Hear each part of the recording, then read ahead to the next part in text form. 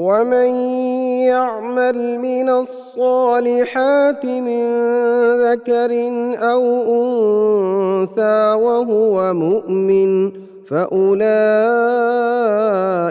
يدخلون الجنة ولا يظلمون نقيرا۔ بسم اللہ الرحمن الرحیم۔ ناظرین پیغام ٹی وی، السلام علیکم ورحمۃ اللہ وبرکاتہ۔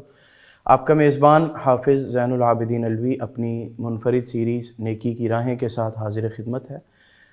آج ہم جس ٹاپک پر بات کرنے والے ہیں وہ ہے غیبت اور چغلی۔ یہ ایسا ایک ناسور ہے کہ ہر خاص و عام اس میں مبتلا ہے الا من رحم ربی۔ اس حوالے سے ہم جانیں گے، اس کی سنگینی کے حوالے سے، اور قرآن و حدیث میں اس کے بارے میں کیا آیا ہے۔ تو اس حوالے سے جاننے کے لیے ہم نے آج اپنے اسٹوڈیوز میں انوائٹ کیا ہے اپنے معزز مہمان محترم قاری شفیق الرحمن علوی حفظہ اللہ کو۔ آئیے آپ کو ان سے ملواتے ہیں۔ شیخ السلام علیکم۔ وعلیکم السلام ورحمۃ اللہ وبرکاتہ۔ شیخ آپ کا بہت شکریہ، آج آپ پروگرام میں تشریف لائے۔ ہمارے ناظرین کو یہ بتائیے گا کہ غیبت اور چغلی، اس سے کیا مراد ہے، اور یہ دو الگ معنی کے لفظ ہیں یا ایک ہی اس کا مطلب ہے، یا یہ الگ الگ مفہوم رکھتے ہیں؟ بسم اللہ الرحمن الرحیم، الحمد للہ رب العالمین والعاقبۃ للمتقین، اللہم اجعلنا من المتقین، اللہم صلی علی محمد وعلی آلہ واصحابہ وبارک وسلم۔ غیبت اور چغلی یہ دو ایسے وصف ہیں، ایسی عادتیں ہیں جو نہایت ہی گھنونی اور بری عادات ہیں۔ اللہ ہمیں ان سے محفوظ رکھے، آمین۔ اور یہ الگ الگ ہیں، ان میں فرق ہے۔ غیبت کہتے ہیں کہ کسی کی عدم موجودگی میں اس کے بارے میں جو اس کی ذات سے تعلق رکھتا ہو، وہ کسی بھی حیثیت کا ہو، یہ نہیں کہ کوئی ایک بات خاص ہے، اس کی ذات کے حوالے سے، اس کی شخصیت کے حوالے سے، اس کے قول، اس کے فعل، حتیٰ کہ اس کے لباس کے حوالے سے، حتیٰ کہ اس کی اولاد کے حوالے سے، یعنی اس کے متعلقہ جو بھی ایسی چیز کا ذکر کرنا جو وہ اس کے ذکر کو پسند نہ کرتا ہو، جو اس کے سامنے کیا جائے تو وہ اس کو برا لگے، تو اس کی عدم موجودگی میں ایسی بات کرنا، یہ غیبت کہلاتا ہے۔ ٹھیک، یعنی حقیقت میں مبنی بات ہوتی ہے، لیکن انسان کو یہ حق نہیں ہے کہ وہ کسی کی عزت سے اس طرح کھیلے۔ اور جو چغلی ہے اس کو عربی میں نمیمہ کہتے ہیں۔ اچھا، چغلی یہ ایک الگ چیز ہے، اور یہ ہے کہ یعنی ایک انسان کسی دوسرے انسان کی کوئی کہی ہوئی بات کسی ایسے انسان کے سامنے کرے جس سے اس کو پتہ ہے کہ یہ میں اس کی جب بات بتاؤں گا جو اس نے کی ہے تو یہ اس سے متنفر ہوگا، اور ان کی آپس میں جو ہے وہ تعلقات خراب ہوں گے، یا اس کی جو ویلیو اور اس کی اس کے ذہن میں اہمیت ہے وہ ختم ہو جائے گی۔ اس نیت سے وہ چغلی کرتا ہے۔ تو یہ دو الگ الگ چیزیں ہیں۔ قرآن و حدیث کی روشنی میں یہ ہے کہ یہ دونوں چیزیں حرام ہیں، دونوں کام حرام ہیں اور نہایت قبیح جرم ہے۔ چغلی کے بارے میں تو قرآن میں سورہ الحجرات میں واضح آیا ہے، جہاں برے عادات اور برے اخلاق سے لوگوں کو منع کیا گیا، اہل ایمان کو، اس میں یہ بھی ہے وَلَا يَغْتَبْ بَعْضُكُمْ بَعْضًا، کہ تم میں سے کوئی کسی دوسرے کی غیبت نہ کرے، یعنی اس کی پیٹھ کے پیچھے ایسا کوئی بھی اس کی بات نہ کرے جو اسے پسند نہ ہو۔ ایک مرتبہ نبی علیہ السلام نے خود صحابہ سے پوچھا کہ تمہیں پتہ ہے غیبت کیا ہوتی ہے؟ تو صحابہ نے کہا کہ اللہ اور اس کے رسول بہتر جانتے ہیں۔ تو فرمایا کہ تم اپنے بھائی کا اس انداز میں ذکر کرو جو اس کو پسند نہ ہو۔ تو لوگوں نے کہا اللہ کے نبی اگر اس کے اندر وہ چیز موجود ہو، حقیقت بیان کر رہے ہوں، فرمایا یہی تو غیبت ہے۔ اگر خلاف حقیقت کوئی بات کرو وہ تو اور زیادہ سنگین، وہ تو بہتان بن جاتا ہے، وہ بہتان ہے اور وہ بھی حرام ہے۔ تو نبی صلی اللہ علیہ وسلم نے اس کی سنگینی مختلف موقعوں پہ بیان فرمائی ہے۔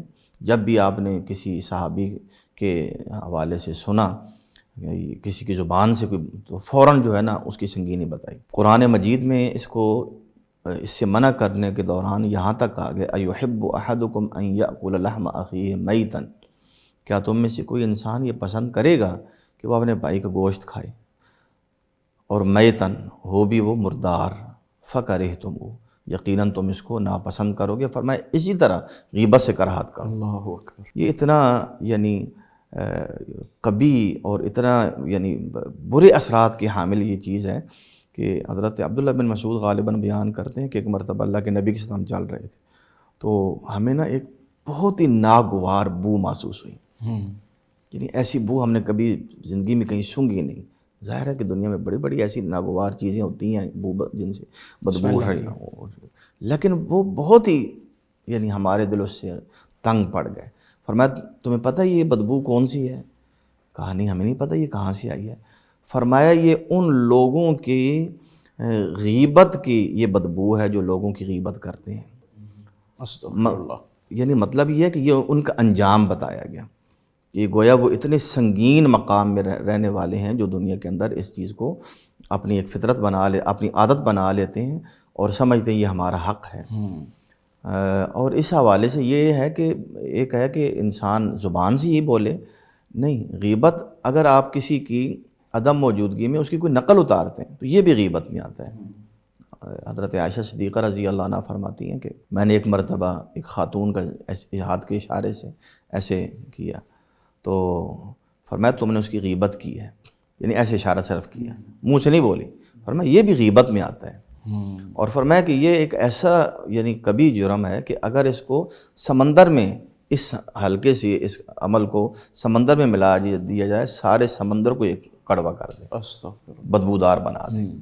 تو اس طرح آپ نے صحابہ سے اس عادت کو جو ہے نا وہ ختم کیا، تزکیہ کیا ان کا، اور وہ صحابہ اس معاملے میں جو ہے وہ بہت زیادہ حساس ہو گئے تھے کہ ہم کسی کی غیبت نہ کریں۔ نبی علیہ الصلوۃ والسلام نے حجۃ الوداع کے موقع پہ 3 مرتبہ یہ بات دہرائی تھی، ان دماءکم و اموالکم و اعراضکم حرام علیکم، تمہارے خون، تمہارے مال اور تمہاری عزتیں ایک دوسرے کے لیے حرام ہیں، ان کو پامال کرنا حرام ہے۔ کحرمت یومکم ھذا فی بلدکم ھذا فی شہرکم ھذا، جیسے تمہارا آج کا یہ دن حرمت والا ہے، تمہارا یہ شہر مکہ حرمت والا ہے، اور تمہارا یہ مہینہ ذو الحج حرمت والا ہے۔ فرمایا یہ 3 حرمتیں جس طرح آج اکٹھی ہوئی ہیں نا، فرمایا اسی طرح یہ انسانوں کی عزتیں بھی حرمت والی ہیں اور ان کو پامال کرنا حرام ہے۔ تو یہ غیبت اسی میں آتا ہے۔ صحیح۔ اور چغلی بھی اسی یہ ہے، قرآن میں ہے کہ ہمازٍ ولا تطع کل حلاف مہین ہمازٍ مشاء بنمیم۔ آپ نے فرمایا اللہ نے کہ اے میرے محبوب کسی بھی ایسے بندے کی بات نہ مانو جو بہت قسمیں اٹھانے والا ہے اور گھٹیا سوچ کا مالک ہے اور چغلی کرنے والا ہے، غیبت کرنے والا ہے، طعن و تشنیع کرنے والا ہے۔ فرمایا ایسے انسان کی بات نہ مانو۔ کیا بتایا گیا؟ گویا ایسا انسان ناقابل اعتبار ہے، حقیر انسان ہے، اس کی کوئی ویلیو نہیں، اس کی کوئی ویلیو نہیں۔ اور آخرت میں جہاں تک معاملہ ہے تو نبی صلی اللہ علیہ وسلم ایک مرتبہ گزر رہے تھے تو 2 قبریں ان کے پاس سے گزر ہوا، فرمایا ان دونوں کو قبر میں عذاب ہو رہا ہے، اللہ یہ عذاب میں مبتلا ہے، عذاب قبر میں۔ وما يعذبان فی کبیر، یہ کسی بڑے کام میں کبیر معاملے میں عذاب نہیں دیا رہا۔ اس کے 2 مفہوم ہیں، حالانکہ وہ پھر فرمایا بلا کبیر، پھر کہا بلا، کیوں نہیں، وہ کبیر ہی ہے۔ تو کبیر کا مطلب پھر یہ ہے کہ یعنی اس سے بچنا کوئی مشکل نہیں تھا، یا یہ ہے کہ ان کی نظر میں وہ کبیر اور سنگین نہیں تھا، جیسے آج کل مسلمانوں کی سوچ ہے، چونکہ اس کو یہ ہلکا سمجھتے تھے، ہلکا لیتے تھے تو اور اس کو کرتے تھے، ان کی عادت تھی، اس سے لذت محسوس کرتے تھے، اس لیے عذاب ہو رہا ہے۔ تو یہ عذاب قبر کا باعث ہے۔ اور ایک حدیث ہے لا يدخل الجنت نمام، چغل خور جنت میں نہیں جائے گا۔ جنت سے محروم کر دینے والا عمل ہے، انسان کی نیکی ایک طرف، چغل خوری کی جو ہے نا وہ قباحت اور سنگینی ایک طرف، غیبت بھی اس طرح ہی ہے۔ چنانچہ آپ صحابہ کی بات کرتے ہیں، ائمہ کرام تک آئیے آپ بات کے دوار میں بھی، حضرت امام بخاری رحمۃ اللہ علیہ فرماتے ہیں مغتبت احدا منذ علمت ان الغیبت حرام، جب مجھے یہ علم ہوا کہ غیبت حرام کام ہے اس کے بعد میں نے کسی کی غیبت نہیں کی۔ اللہ اکبر۔ اور یہاں تک وہ کہتے تھے کہ مجھے امید ہے کہ روز قیامت اللہ مجھ سے غیبت کے بارے میں نہیں سوال کرے گا، کیونکہ میرے نامہ اعمال میں غیبت نہیں ہے۔ اللہ، حتیٰ کہ یعنی ایک موقع تھا، ایک محدث حدیث بیان کر رہے تھے، وہ نابینا تھے، تو انہوں نے ایک حدیث بیان کرتے ہوئے جس میں کوئی بہت بشارت تھی تو وہ ایسے وہ جھومے کہ جس سے امام بخاری رحمۃ اللہ علیہ مسکرا پڑے۔ تو آپ نے اس کو بھی اتنا سنگین آپ نے لیے سمجھا امام بخاری نے کہ ان کی خدمت میں تنہائی میں حاضر اور کہا میں آپ سے معافی کا طلبگار ہوں. ان کا کس چیز کے معافی کے طلبگار؟ تم نے کیا کیا ہے؟ تو دیکھیں کہ اپنے آپ کو دنیا کے اندر یعنی اس معافی لے لینا محاسبہ. تو انہوں نے کہا کہ آپ اس طرح حدیث بیان کر رہے تھے تو آپ نے اس طرح اشارہ کیا تو میں ہنس پڑا تو میں معافی چاہتا ہوں. دوسروں کی عزت کا اس حد تک پاس رکھنا چاہیے. صحیح. شیخ یہ بتائیے کہ غیبت اور چغلی کے معاشرے میں کیا منفی اثرات پڑتے ہیں؟ غیبت اور چغلی ظاہر بات ہے کہ جس سے نمبر ایک تو یہ اثر پڑتا ہے کہ یہ جب ایک انسان ایک کام کرے گا دوسرے بھی کرے گا تیسرے بھی کرے گا، قدرتی بات ہے، اور یہ برائی عام ہو جائے گی. نمبر دو کہ لوگوں کی عزت پامال ہوگی. نمبر تین لوگوں کے آپس کے تعلقات خراب ہوں گے، فساد ڈل جائے گا اس سے. اور اس طرح یوں سمجھے کہ معاشرے میں جو روابط ہیں، جو اسلام کا ایک اس کی تعلیمات کا مقصد ہے کہ ایک دوسرے پر اعتماد ہو، ایک دوسرے کی عزت کو کا لحاظ رکھا جائے، تو یہ عزتیں یعنی لوگوں کے ذہنوں سے نکل جاتی ہیں. ظاہر ہے جس کی غیبت کریں گے، سننے والے جب اس کو سنیں گے اور برا نہیں مانیں گے تو گویا ان کی نظر میں بھی اس کی حقارت آ جائے گی. تو اس طرح یہ بے بہا یہ منفی اثرات ہیں اور سنگین کہ جو اس معاشرے کے اندر، اور ہم دیکھ رہے ہیں اپنے معاشرے میں کہ کوئی کسی کے اوپر اعتبار نہیں کرتا. اس کو یہ ہے کہ شاید یہ یعنی وہ اپنی عزت کو محفوظ نہیں سمجھتا. عدم تحفظ کا یہ احساس جو ہے نا وہ معاشرے میں پھیل جاتا ہے. صحیح. تو اس لیے اس سے بچنا نہایت ضروری ہے. شریعت میں کیا کسی موقع پر غیبت کی اجازت بھی دی گئی ہے؟ غیبت اور چغلی کی ہم بات کر رہے ہیں تو جہاں تک معاملہ چغلی کا، اس کی تو کوئی گنجائش ہی نہیں ہے.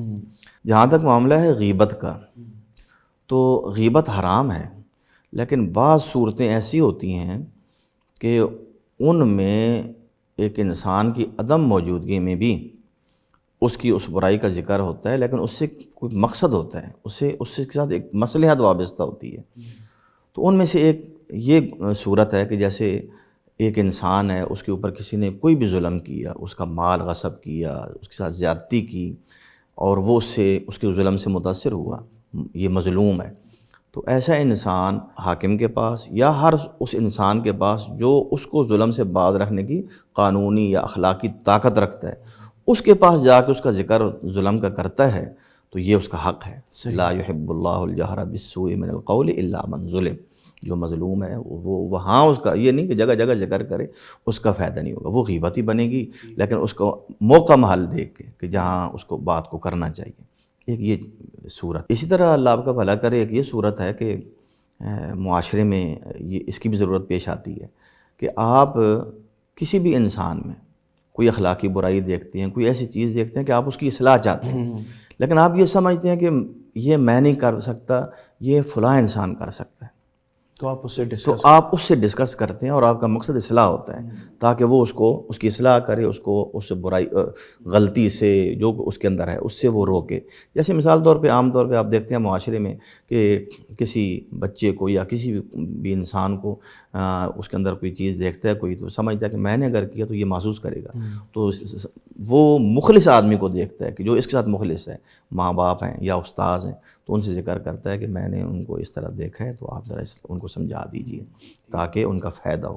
تو یہ ہے تو ایک اس کے عدم موجودگی میں اس کا ذکر، لیکن مقصد کیا ہے؟ اصلاح مقصد ہے. اسی طرح اللہ آپ کا بھلا کرے، ایک انسان کو کسی ایسی ذمہ داری پہ فائز کر دیا جائے جو اس کا اہل نہیں ہے، اس کے یا اہل تو ہے لیکن وہ اپنی ذمہ داری کو ادا نہیں کر رہا، بلکہ وہ اس عہدے سے ناجائز فائدہ اٹھا رہا ہے، اور اس طرح معاشرے میں برائیاں پھیل رہی ہیں اور لوگوں کی حق تلفی ہو رہی ہے. جیسے استاذ ہے تو وہ اپنی ذمہ داری پوری نہیں کر رہا، یا بچوں کی غلط تربیت کر رہا ہے، یا کوئی ذمہ اور عہدہ ہے، تو ایسے انسان کے پاس اس کی شکایت لے کے جانا جو اس کو اس کے عہدے سے ہٹا کے اہل انسان کو اس پہ متعین کرے، تو اس کے پاس اس کے ذکر کرنا یہ غیبت میں نہیں آتا. یہ مصلحت کا تقاضا ہے کہ ایسے کیا جائے. تو یہ اس طرح کی صورتیں ہیں جن میں گنجائش ہے. غیبت کے حوالے سے پہلے آپ نے بات کی ہے تو میرے ذہن میں یہ بات آ رہی تھی کہ غیبت سے ایک یہ بھی ہوتا ہے نا کہ انسان جس کی غیبت کی جائے، تو غیبت کرنے کا بعض لوگوں کا مقصد یہ بھی ہوتا ہے کہ اس انسان کی معاشرے میں عزت ہے، قدر و منزلت ہے، تو غیبت کر کے جھوٹی باتیں بتا کے اس کی قدر و منزلت کو لوگوں کی نگاہوں سے گرایا جائے، لوگوں کے دلوں سے کم کیا جائے۔ بالکل ایسی بات ہے، غیبت یعنی وہ جو آپ منفی اثرات کی بات ہوئی تھی تو یہ اس میں آتا ہے۔ صحیح کہ اس کی گویا اس کی سوچ غلط ہے اور وہ اس سے ناجائز فائدہ اٹھانا چاہتا ہے، اس کو وہی نہ اس کی عزت کو کم کرنا چاہتا ہے لوگوں کی نظروں سے۔ شیخ یہ بتائیے گا کہ بعض بہت اہم مواقع ہوتے ہیں، لوگ جانچ پڑتال کرنا چاہتے ہیں، جیسے شادی بیاہ کے موقع ہوتے ہیں، لوگ رشتے کے حوالے سے پریشان ہوتے ہیں اور ظاہر ہے وہ تسلی چاہتے ہیں، تو اس موقع پر لوگوں کو حقیقت بتانا کہ اس لڑکے میں یا اس لڑکی میں یہ عیب ہے یا یہ معاملہ ہے، کیا یہ بھی غیبت اور عیب جوئی میں آئے گا؟ ایسے موقعوں پہ یہ اصل میں مشورہ ہے، اس کو مشورہ کہا جاتا ہے، کسی سے مشورہ لینا۔ المستشار مؤتمن، حدیث میں کہ جس سے مشورہ لیا جائے تو وہ گویا اس کو امین سمجھ کے، اس کو امانت دار سمجھ سے کہ اس سے مشورہ لیا جاتا ہے، اور امانت داری کا تقاضا کیا ہے کہ جو حقیقت ہے وہ اس کے سامنے رکھی جائے، کیونکہ یہ ایسا موقع ہے، بلکہ یہ شادی بیاہ کا موقع بھی یعنی رشتہ جس میں یعنی انسان بچی والے بھی اور بچے والے بھی وہ جانچ پڑتال جہاں ان کو ضرورت ہو، نمبر ایک۔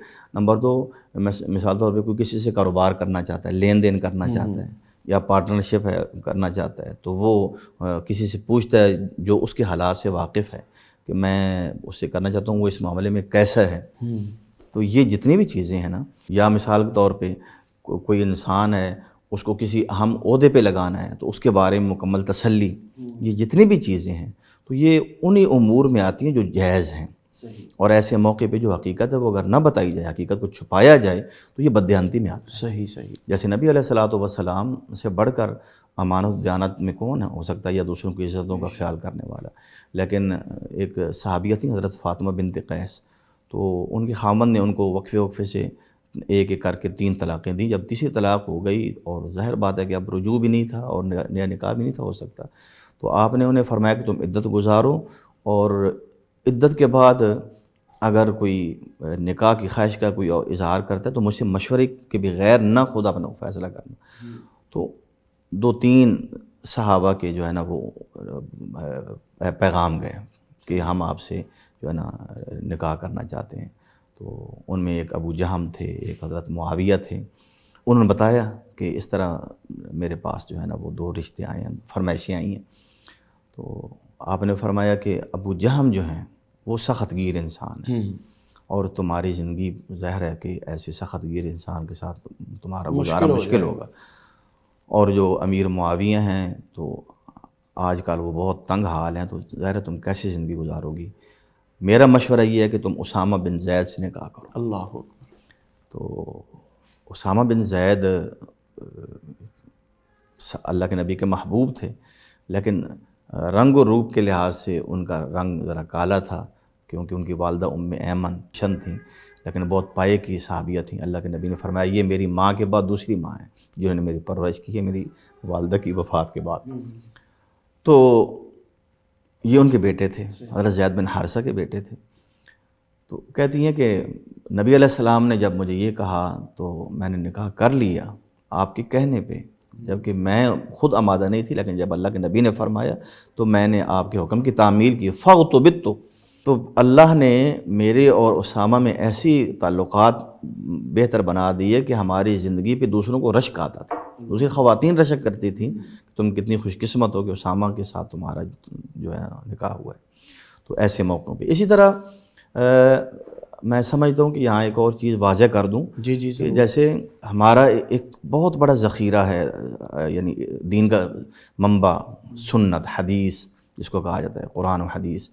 تو احادیث نبویہ کو پرکھنے کے لیے بھی باقاعدہ ایک علم جو ہے وہ مرتب ہوا، جس کو اسماء الرجال کہتے ہیں، علم الرجال کہتے ہیں، کہ یعنی وہ لوگ جو حدیث کے کو بیان کرنے والے ہیں ہر زمانے کے جب تو ان کے بارے میں جانچ پرکھ یہ محدثین اپنا فرض سمجھتے تھے، کیونکہ یہ صحابہ سے جو ہے چلا آ رہا تھا۔ حضرت عمر رضی اللہ عنہ جانچ پرکھ کرتے تھے، اور اس طرح پھر صحابہ تابعین، تو وہ یہ فرض سمجھتے تھے کہ اللہ کے نبی کی چونکہ حدیث کا معاملہ ہے اور یہ دین کا معاملہ ہے، تو اگر اس کو بیان کرنے والا کوئی راوی وہ اس میں کوئی وہ عیب ہے جو اس کے اعتبار کو جو ہے وہ ختم کر رہا ہے، وہ عیب بیان کرنا وہ اپنا اس لیے فرض سمجھتے تھے تاکہ اللہ کے نبی کی احادیث صحیح جو ہیں وہ صحیح مرتب ہوں اور جو غیر معتبر ہیں وہ الگ ہو جائیں. صحیح. تو اس لیے یہ بھی اسی زمرے میں آتا ہے. شیخ پروگرام کے آخر میں ہمیں ایک دفعہ دوبارہ بتا دیجئے بہتان، غیبت اور چغلی کہ یہ تین الگ الگ چیزیں ہیں، الگ مفہوم رکھتی ہیں، اور پھر اس کے بعد ہمیں آخر میں نصیحت کر دیں کہ ہم اس سے بچیں کس طرح اور کیا معاملات کریں. پہلے یعنی یہ ذکر ہو چکا ہے کہ غیبت کا تو یہ مطلب ہے کہ آپ کسی کا اس کی عدم موجودگی میں کہیں بھی ایسا بات کا تذکرہ کرتے ہیں جو اس کے اندر کوئی نقص یا عیب یا کوئی بھی چیز موجود ہے اور وہ اس کو پسند نہیں کرتا کہ اس کا ذکر کیا جائے. اور بہتان یہ ہے کہ آپ کسی کے ذمہ ایسی بات لگا دیتے ہیں کہ اس نے یہ کہا یا یہ کیا جو اس نے کیا ہی نہیں ہوتا، جو اس کے اندر موجود ہے ہی نہیں. یعنی بہتان کا یہی مطلب ہے واضح کہ جو اس کے اندر چیز نہیں ہے آپ اس کے ذمہ لگا رہے ہیں. اور چغلی کا بھی ذکر کر دیا ہے کہ یہ یعنی کسی کی کہی ہوئی بات ہے لیکن اس بات کو آپ کو حق نہیں پہنچتا کہ آپ کسی کے سامنے اس کو کریں اور اس طرح جو ہے آپ ان کے درمیان بد اعتمادی پیدا کریں اور اختلاف پیدا کریں اور ان کے تعلقات کو خراب کریں. تو اس کے انجام پہ غور کرنا چاہیے.